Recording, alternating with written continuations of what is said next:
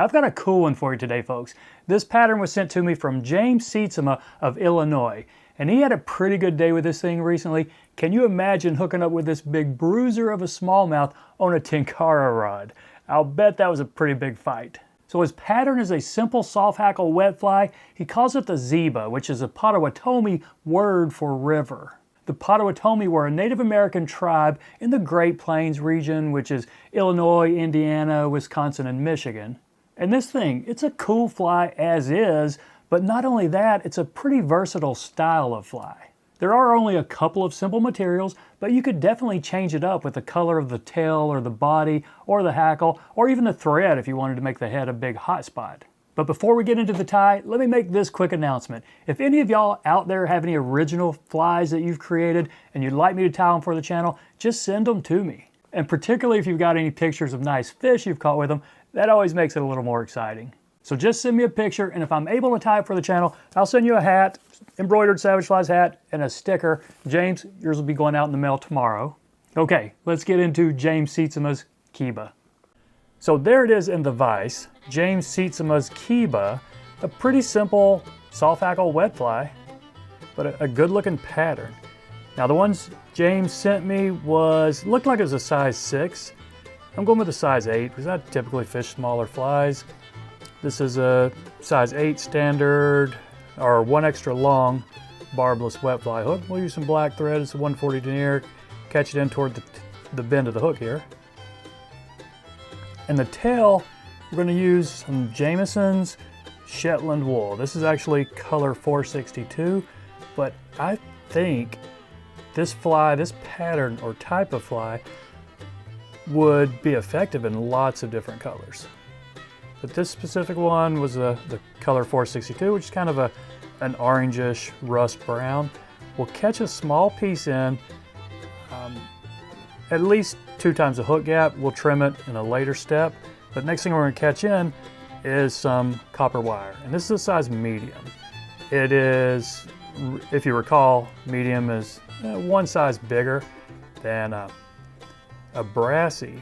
I think it's going to work on this size 8. If you were tying this much smaller, yeah, you could go to a smaller rib, but I think this will work right here. So let's leave our thread back toward the front. Now we'll catch in a piece of this yarn, another piece, and this is a 2-strand yarn. I'm going to catch it in up here toward the front where we're going to do our hackle, and then just some loose wraps going back.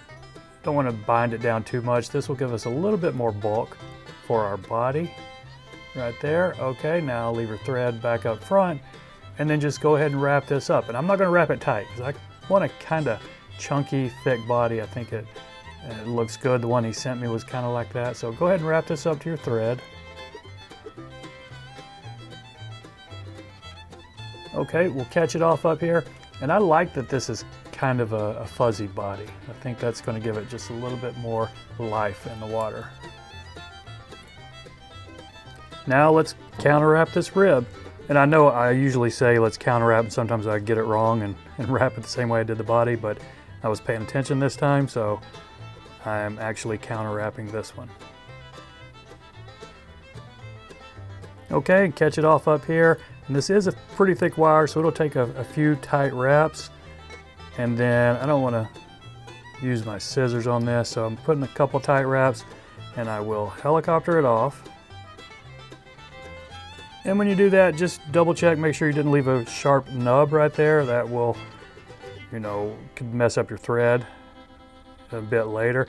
I do need to back it off just a little bit to catch in my hackle up here because I don't want a tiny head. I kind of want a fair sized wet fly head here. So I'm going to catch this in, and this is a brown or a dark ginger hen soft hackle here, and I'm going to catch it in from the thick side, so I'm laying down some pretty long fibers right from the start.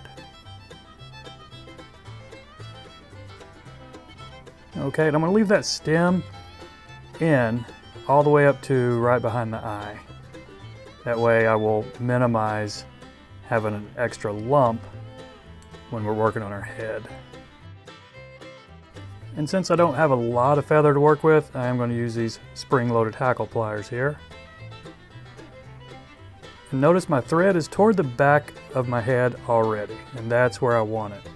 So I'm going to just put 3 wraps or so. It's not too heavily hackled. Might be able to get away with 4, but we'll see what 3 looks like. Okay, I think that's 3. I'm going to catch it off on the bottom, so maybe I end up with 3.5 wraps here. So just kind of zigzag your thread through here to secure this stem.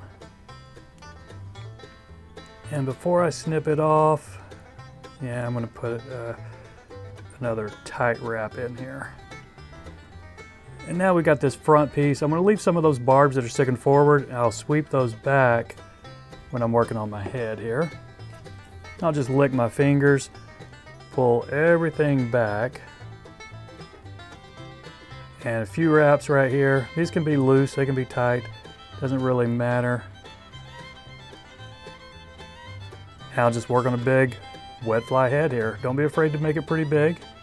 I think it's a feature of the fly when you have a big head like this.